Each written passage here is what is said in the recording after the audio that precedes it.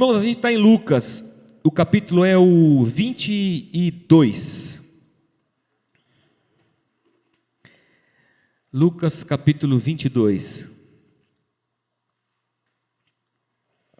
E o nosso versículo é o 31. Se você veio domingo passado, a gente leu Lucas 22 até o 30. E hoje nós vamos do 31 em diante.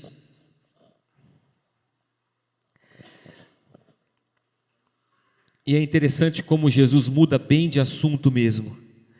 Aqui na minha Bíblia não tem título, ela segue direto. Talvez algumas Bíblias de vocês, alguma versão aí tenha um título para esse versículo 31.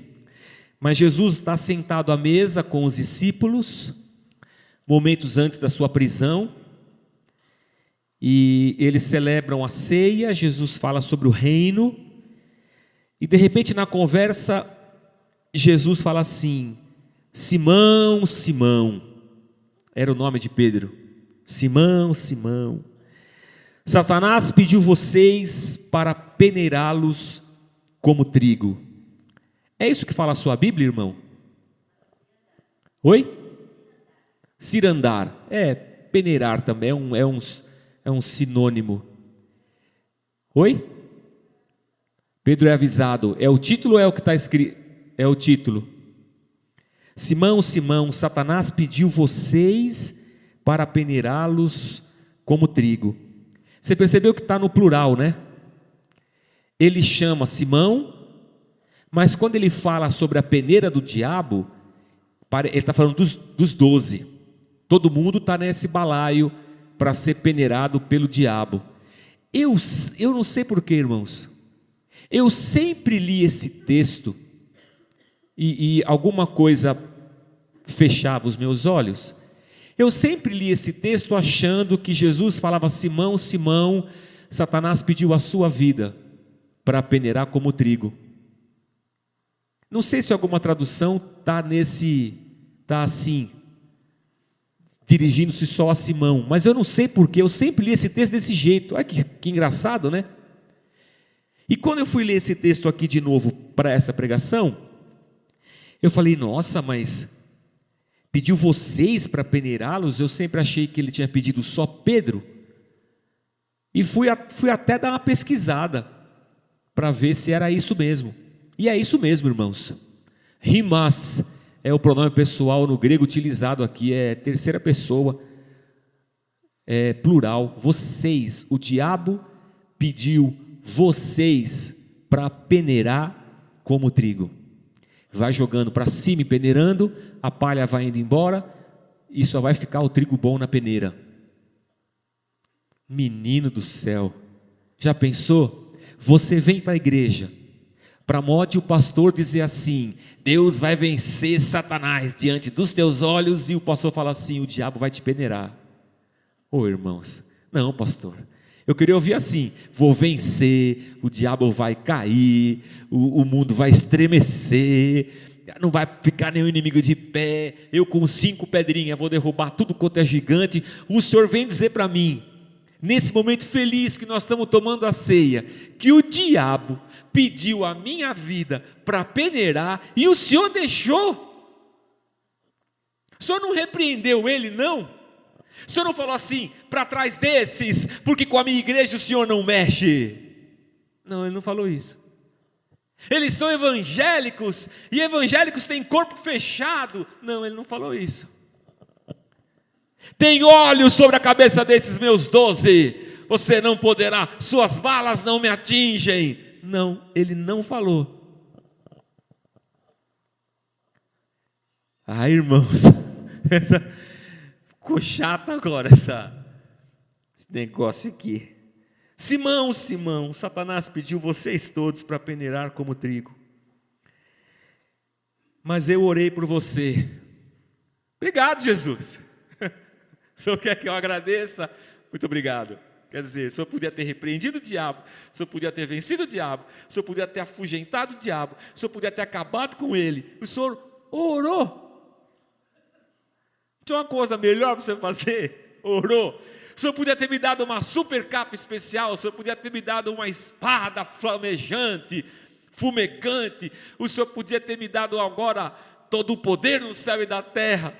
E o Senhor disse para mim que o Senhor orou para que a sua fé não desfaleça. Quer dizer, o Senhor não vai me dar uma fé extra para eu enfrentar o diabo. O Senhor não vai me dar um chamego espiritual para eu enfrentar o diabo. Eu vou ter que enfrentar o diabo com essa minha fé que eu tenho.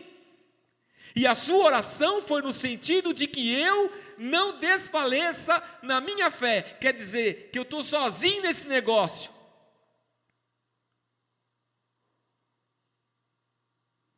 E quando você voltar,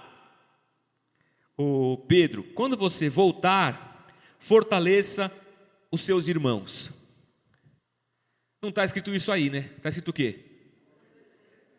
Quando a gente pensa em conversão, você pensa em quê?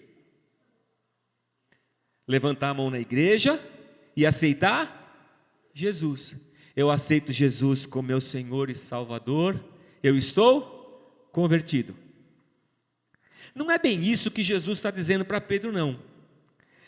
Jesus está dizendo assim: Pedro, é que converter é essa ideia de que estou indo para cá, fiz uma conversão e agora estou indo para lá. Esse é o termo. Quando você voltar, ou seja, Jesus está dizendo que você está indo por um caminho, mas você há de voltar, Pedro. Quando você voltar desse caminho difícil que você vai passar, fortaleça os seus irmãos. Ou seja, exerça a tua vocação. Você é o cara que está sempre na frente de tudo, você vai fortalecer os seus irmãos. Mas Pedro respondeu: eu estou pronto para ir contigo para a prisão e para a morte. A partícula que Lucas usa para escrever é eis, e no grego eis é para dentro de. Não é só para. Estou indo para lá. Agora, quando ele está dizendo, eu estou indo para dentro, eu vou para dentro da prisão, Senhor, eu vou para dentro da morte com o Senhor, Jesus, eu estou contigo e não abro. É como se eu estou no Senhor, Jesus. Se o Senhor entrar na prisão, eu estou entrando junto. Se o Senhor entrar na morte, eu estou entrando junto, porque eu estou com o Senhor. Talvez Pedro tenha pensado assim: bom, se Jesus está dizendo que quando eu voltar é para fortalecer os irmãos, é porque eu estou indo com Jesus e eu vou com Ele. É nós, Jesus, estamos juntos. Então, respondeu Jesus: eu lhe digo, Pedro, antes que o galo cante, hoje, 3 vezes você negará que me conhece. O que? Essa é a versão mais que moderna, né? Pedro responde: o que? Eu estou pronto para ir para a morte, eu estou pronto para ir a qualquer lugar, eu estou pronto. Eu acho que é louvável essa atitude de Pedro. Há um comentário do Ed René que ele fala que se há um jeito bom para pecar, esse é o jeito. O melhor jeito para pecar é esse aqui. Quando você é pego de surpresa. Quando no teu coração você tem convicção de que você vai acertar. Quando você não está com vontade de errar. Quando você não está fazendo por maldade, por um coração sujo. É que no teu coração puro você tem certeza que você não vai errar. Você está firmado nessa, você está consciente. Era assim que estava Pedro. Não, eu não, cara. Qualquer um pode, eu não, eu tenho certeza. Cara, eu tenho certeza. Quantas coisas que a gente não tem certeza na vida, né, irmãos? Quantas coisas que a gente não tem certeza na vida. Aí no versículo 54, então prendendo Jesus, levaram-no para a casa do sumo sacerdote. Jesus foi preso pelos judeus. Foi levado para a casa do sumo sacerdote e interrogado a noite toda. De manhãzinha ele foi entregue para os romanos. Então Jesus foi preso pelos sacerdotes. Pedro seguia Jesus e os sacerdotes à distância. Ele falou que ia estar dentro e ele está à distância. Mas quando acenderam um fogo no meio do pátio, no pátio do templo, e se sentaram ao redor do fogo, Pedro sentou-se com eles. Com eles quem? Com o povo que estava lá. Uma criada o viu sentado ali à luz do fogo. olhou fixamente para ele e disse: esse homem estava com ele. Mas ele negou: mulher, não conheço esse Jesus. Pouco depois um homem o viu e disse: você também é um deles? Homem, não sou, respondeu Pedro. Cerca de 1 hora mais tarde, 1 hora ali assentado no fogo, outro afirmou: não, cara, certamente esse homem estava com ele é galileu. Pedro respondeu: homem, não sei do que você está falando. Falava Pedro ainda quando o galo cantou. O Senhor voltou-se. De alguma maneira Jesus estava ao alcance das vistas de Pedro. O Senhor voltou-se e olhou diretamente para Pedro. Então Pedro se lembrou da palavra que o Senhor lhe tinha dito: antes que o galo cante hoje, você me negará 3 vezes. Saindo dali chorou amargamente. Amargamente. E depois disso aqui, Jesus é preso. Pedro não foi para dentro da morte com Jesus, como também não foi para dentro da prisão com Jesus. Apesar de terem sido estas as palavras de Pedro, Pedro foi pego, não sei nem que palavra usar agora, na curva. Ele tinha tanta certeza que ele ia acertar, ele tinha tanta convicção da fé dele, mas quando a coisa aconteceu mesmo, ele sucumbiu. Quando eu olho para isso, eu acho interessante o fato de que Cristo sabia. E Cristo alerta Pedro: Pedro, o diabo pediu a vida de vocês para peneirar, e os apóstolos foram peneirados na peneira. Da perseguição, da prisão, Pedro foi preso, todos eles foram presos, foram mortos. A peneira correu solta na vida dos apóstolos. E Jesus disse para Pedro: Pedro, eu orei por você. Orei por você. E Lucas escreve no tempo do verbo grego, o tempo aoristo, que é uma ação completa no passado. Quando Jesus diz eu orei, você orei, está orado e está feito. Intercedi diante do Pai, está lá. Na eternidade, está lá, orado, intercedido, rogado ao Pai. Por você, Pedro. Para você não desfalecer. E quando você voltar dessa jornada, e essa era a jornada, quando você voltar dessa jornada difícil que você vai ter, apacenta as minhas ovelhas, cuida do meu povo. Jesus sabe que Pedro vai passar por uma situação da mais difícil que ele jamais imaginou que passaria. E Jesus diz: eu intercedi por você. O apóstolo, que na carta aos Hebreus, a gente não sabe quem escreveu, mas na carta aos Hebreus, o escritor vai dizer que Jesus está à direita do Pai, intercedendo por nós 24 horas por dia. E ele mesmo disse: eis, eu estarei convosco. Ele é o Deus Emanuel, Deus conosco. É esse Jesus dizendo: Pedro, você vai passar por um caminho muito difícil, mas quando você voltar, você vai cuidar das minhas ovelhas. E eu fico olhando para esse texto aqui, e antes da gente seguir viagem, eu fico pensando em mim e em você. Como são as nossas convicções de fé, convicções cristãs? Como a gente é tão convicto às vezes das nossas posições, e como a vida nos prega peças e nos dá rasteiras, e as nossas convicções vão para o vinagre. Como que nós já proferimos a nossa fé, o quanto que nós já não levantamos as nossas mãos e louvamos a Deus. Aliás, a gente cantou uma música hoje no louvor, que eu fiquei com vergonha de orar depois. Porque na música a gente cantou assim: não deixarei de te louvar, não deixarei de te buscar, és a razão da minha vida, eu vivo para te adorar. Desculpe, irmãos, é uma mentira esfarrapada nossa.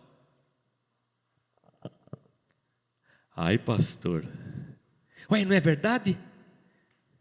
Vivo para te adorar. Cara, você vive para cuidar da casa, para trabalhar, você vive para arrumar um emprego melhor, está fazendo pós-graduação para ganhar mais, você vive atrás de um emprego, uma casa melhor para você, agora está correndo atrás das suas férias, do casamento, e quando eu canto, vivo para te adorar, eu só canto de domingo. De segunda-feira eu não vivo para adorar a Deus, nem terça, nem quarta, nem quinta, nem sexta. As minhas convicções são dominicais. Choro.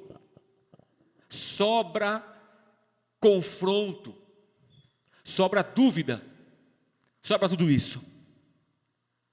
Sobram questionamentos. Será que Deus existe mesmo? Será que Deus está do meu lado? Será que Deus me ama? Porque se Deus me amasse eu não passaria por isso. Será que Jesus orou por mim mesmo? De que me valeu ir na igreja, de que me valeu dar dízimo, de que me valeu, sabe, ser santinho, não fazer nada errado, olha a situação que eu estou. De que me valeu acreditar em tudo que o pastor disse, em tudo que a igreja disse, de que me valeu crescer na igreja, olha a minha situação agora. Nós confrontamos a nós mesmos e a nossa vida, e as nossas experiências, e a nossa fé, questionamos Deus, questionamos a igreja, questionamos nossas crenças, questionamos as ofertas que demos, os dízimos que entregamos. Por que eu não estou vivendo a bênção de Deus? Eu tenho sido fiel nos meus dízimos e nas minhas ofertas. Meu Deus do céu, como nós questionamos, como nós ficamos angustiados, e por vezes negamos, irmãos. Negamos. Talvez não com palavras, em circunstâncias como essas pelas quais Pedro passou, sendo confrontado por 3 pessoas diferentes ali no pátio do templo. Negamos quando não queremos mais orar, negamos quando não queremos mais vir à igreja, negamos quando viramos as costas para a nossa relação com Deus, para o nosso chamado, para a nossa vocação, e seguimos a nossa vida do jeito que nós queremos, achando que podemos resolver. Afinal de contas, eu sempre achei que Deus resolveria, mas Ele não está resolvendo muito na minha vida. Que difícil, irmãos. Que difícil para Pedro, que tinha tanta certeza, agora estava lá longe, com tanta dúvida. Difícil para a gente, quando diante de tanta certeza a vida nos prega peças e nós só ficamos com as dúvidas. Já viveu isso, não? Já teve muita certeza da tua fé, de que tudo ia dar certo, tudo deu errado, você falou assim, meu, tudo deu errado. Agora, eu achei que ia dar certo, eu achei que ia dar certo. Outro dia eu estava conversando aqui de uma entrevista de emprego que a minha esposa fez, e a gente foi conversando ao longo das fases da entrevista, e tudo parecia que estava escrito pelo dedo de Deus. Misericórdia, tudo, irmãos, tudo, cada entrevista, e ela só celebrando, o salário era bom, a empresa dava carro, ela falou, é nós na fita, tá lindo, de morrer, até que chegou um e-mail, obrigado por participar da nossa seleção, seu currículo estará aqui, Deus te abençoe, se lascou. Mas eu tinha certeza absoluta que era para mim isso. Outro dia eu peguei carona com o Jair, e a gente estava indo embora para casa, e ele contou a mesma história. Falou, pastor, eu vi você contando essa história outro dia na igreja, aconteceu exatamente isso comigo. Exatamente. Mas foi tudo perfeito, eu fui na entrevista, eu dei opiniões, o cara passeou comigo pela obra, a gente conversou, falou, você é a pessoa que a gente precisa, está tudo certo, no outro dia mandou um e-mail, olha, muito obrigado, tal, deu tudo errado. Que droga! Por quê? Por que as minhas convicções tão rapidamente se transformaram em dúvidas? Por que as minhas certezas se transformam em questionamentos? Que poder é esse desse caminho de nos achatar? E aí Pedro fala lá no Evangelho de João: eu vou pescar. Está no caminho ainda, pelo qual Jesus disse que ele ia, e que fala: quando você voltar, apacenta as minhas ovelhas. Aí está lá Pedro um dia na praia, e quem aparece? Jesus. Já tinha sido preso, já tinha sido morto, e ressuscita em carne e osso, e aparece diante dos discípulos. E os discípulos ficam achando que ele é um fantasma, e Jesus diz: encosta em mim, pega nas minhas feridas, sou eu. E eles continuam descrentes. Aí Jesus, para firmar bem o trem, falou: vocês têm alguma coisa para comer, que eu estou com fome? Aí eles dão um trem lá e Jesus come. Está vendo? Eu não sou um espírito, sou eu. E depois de comerem, João capítulo 21, versículo 15, depois de comerem, Jesus perguntou a Simão Pedro: Simão, filho de João, você me ama mais do que esses outros caras aí? Disse ele: sim, Senhor, tu sabes que te amo. Disse Jesus: cuide dos meus cordeiros. Novamente Jesus disse: Simão, filho de João, você me ama? Ele respondeu: sim, Senhor, tu sabes que te amo. Disse Jesus: pastoreie as minhas ovelhas. Pela terceira vez ele lhe disse: Simão, filho de João, você me ama? Pedro fica magoado, entristecido, por Jesus lhe ter perguntado pela terceira vez: você me ama? E lhe disse: Senhor, tu sabes todas as coisas, e sabes que te amo. Disse-lhe Jesus: cuide das minhas ovelhas. Muito interessante isso. Lá na praia, o Cristo ressurreto, depois de Pedro ter largado tudo, de voltado para a pesca, está nesse caminho difícil da vida, caminho que nós já tivemos quando perambulamos, tentando encontrar uma igreja, tentando encontrar um sentido, tentando encontrar uma razão, tentando encontrar um lugar para comungar, desiludidos com igreja, desiludidos com pastor, desiludidos com dízimos, e desiludidos com a vida.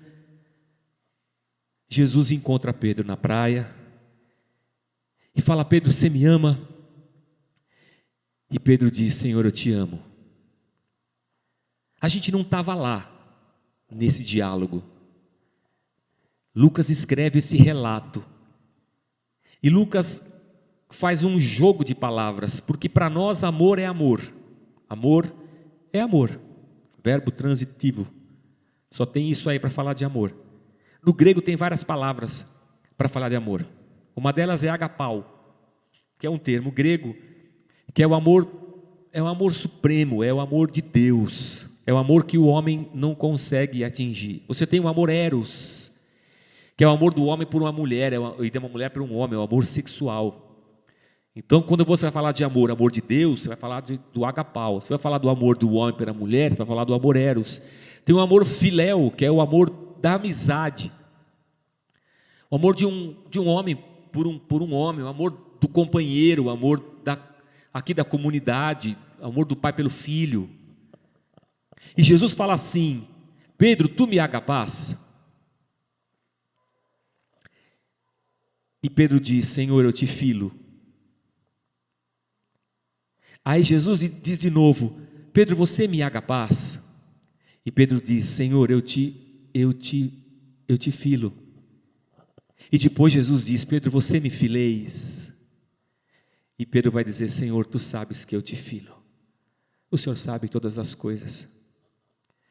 Talvez se tivesse feito essa pergunta alguns dias atrás, talvez eu respondesse: eu te agapau. Eu diria: não deixarei de te louvar, és a razão da minha vida, vivo para te adorar, porque isso é o que eu achava que eu era, indestrutível.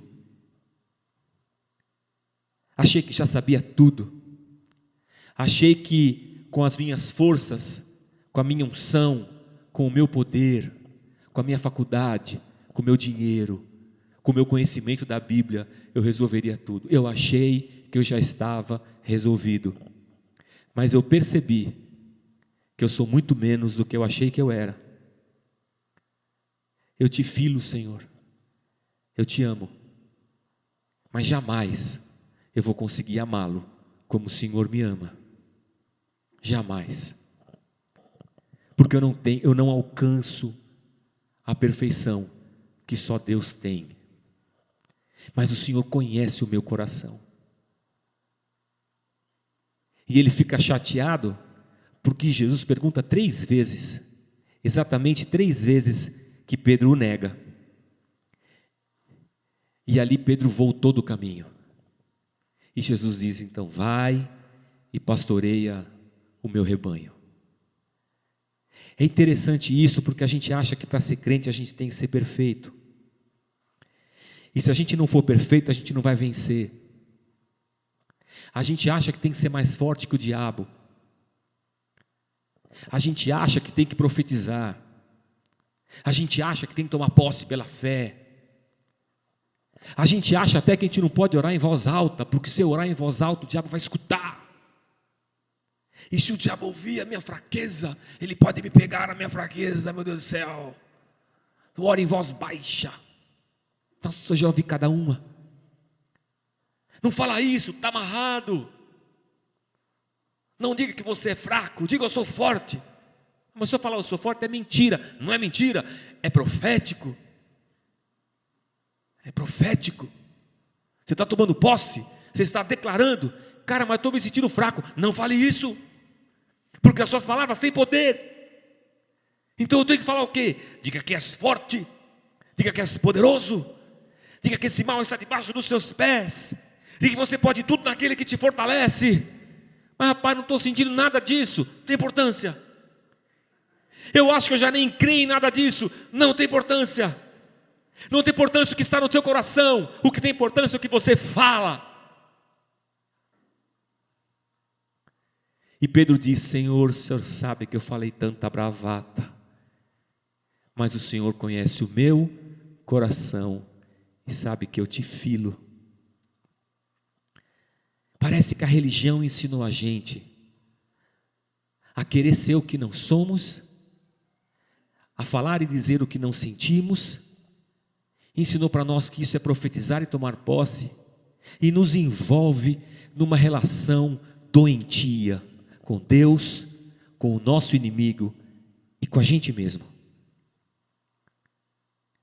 E talvez esse momento em que a gente esteja passando seja aquele em que Cristo diga assim para nós, quando vocês voltar, se Jesus fosse mineiro ia ser assim, quando vocês voltar, vocês cuidam das minhas ovelhas, mas não esquece de trazer um queijo e um doce de leite, que não espera de nós o que não somos, um Deus que jamais vai se desapontar conosco. Como é que Ele pode se desapontar comigo se Ele me conhece? De um Deus que conhece as minhas fraquezas e é capaz de encarnar para interceder por nós, um Deus que assume a nossa natureza humana e vai para a cruz pagar porque eu o neguei, e busca esse perdão na cruz para mim. E enquanto eu estou nesse caminho escuro da minha alma,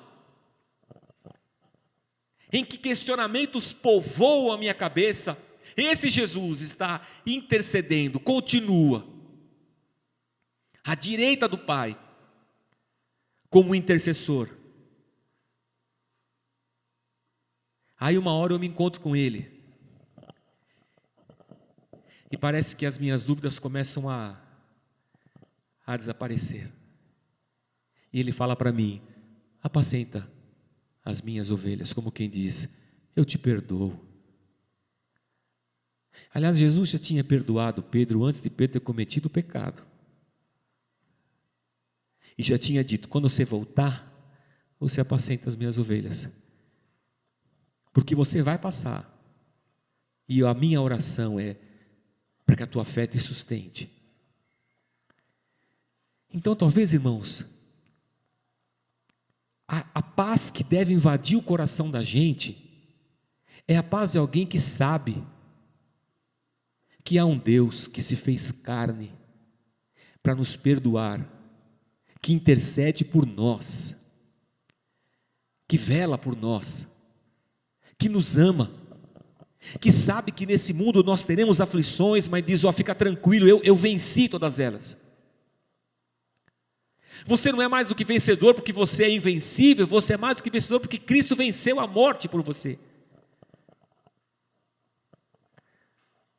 E teve um dia que Pedro foi sim para dentro da prisão, e foi sim para dentro da morte, como haverá um dia que cada um de nós também iremos, mas no abrir e fechar de olhos,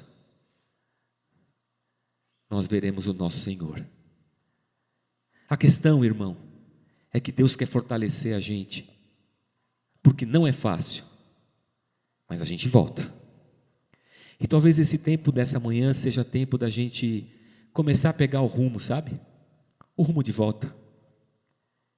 E falar: Jesus, estou aqui. Difícil, mas estou aqui. Tem perdão para mim? Ele vai dizer: claro. Eu vou dizer: então vamos. E ele vai falar a minha língua. Você me fileis, e eu vou dizer: eu te filo, Senhor.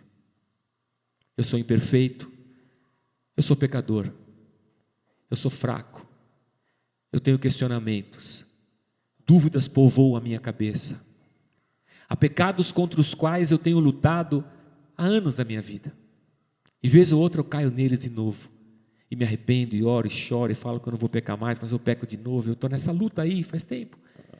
Há outros que eu consegui vencer. Eu tenho problemas, Senhor. Tem um zilhão deles. E Jesus vai dizer assim: é nóis.